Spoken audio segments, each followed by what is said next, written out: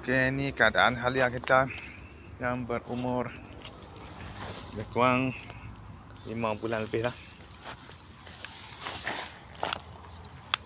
Okey, kalau ada boleh nampak umur kurang 5 bulan lebih lah.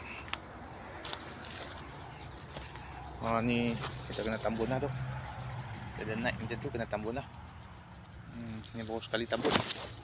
Masa tak sempat tadi kita tambun dia pun sikit aja. Tengok dia. Besar-besar. Ni dah umur 5 bulan lah.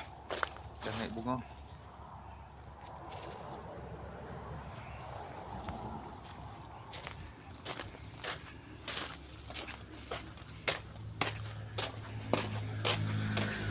Sini kita ada 2 peringkat lah. Satu yang baru tanam, dan dari satu dah 5 bulan lah.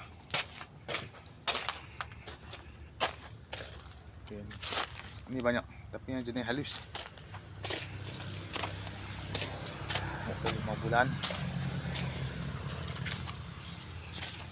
Ada yang sikit pada, ada yang banyak dia tak. Sana pun ada lagi. Itu yang kita baru tanam, yang baru naik. Ni peringkat kedua lah. Ini baru tanam lah. 1 bulan lebih lah baru tanam.